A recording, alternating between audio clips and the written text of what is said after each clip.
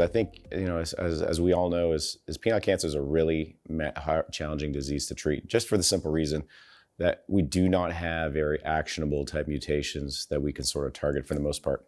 We do know HPV is strongly correlated to treatment response, but I think this study is very novel because the findings really highlight a very high expression of TERT mutation, something which is really, as the study nicely demonstrates, significantly greater than we see for other disease sites, including melanoma, GI tumors, and others. So I think the TERT mutation itself is a very interesting one just because of the novelty and significant expression of over 80% mutations versus others. So I do think this is promising, I think, early data related to obviously identifying a mutation, which we should definitely try to sort of focus in related to developing some novel therapeutic agents.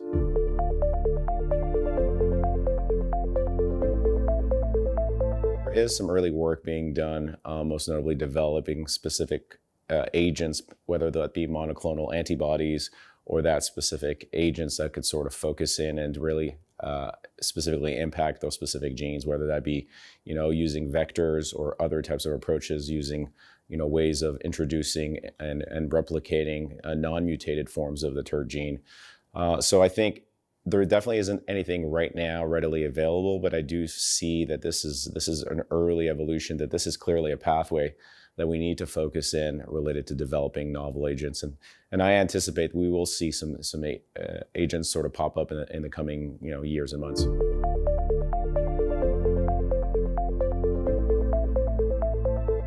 I know the investigators in Germany, Axel Heidenreich and his group, have been doing some really nice work in rare cancers, including in testicular and penile cancer. And this is, as I think, a really early but important study because it does show that TROP-2 is significantly impacted in primary tumors and in metastatic tumors in a very significant way versus what we typically see in normal tissue.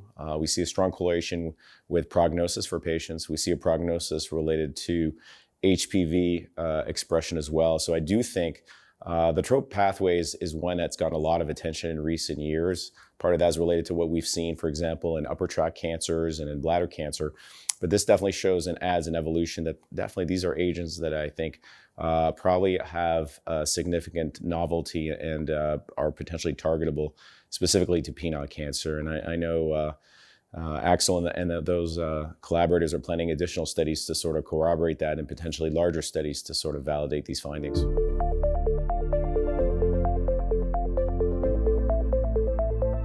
Yeah, I think it's important to understand, and obviously this is very preliminary. Obviously, when you're seeing a mutation that's found and is associated with prognosis, it doesn't necessarily indicate that a therapeutic agent will ultimately impact and optimally impact to favor better outcomes for patients. So I do think we need functional type results to sort of corroborate those. I think animal studies are probably the next, evolution. That in cell lines, there's some nice xenografts of penile cancer that have been developed, and cell lines specific to HPV positive and negative tumors that these agents could be sort of tested in.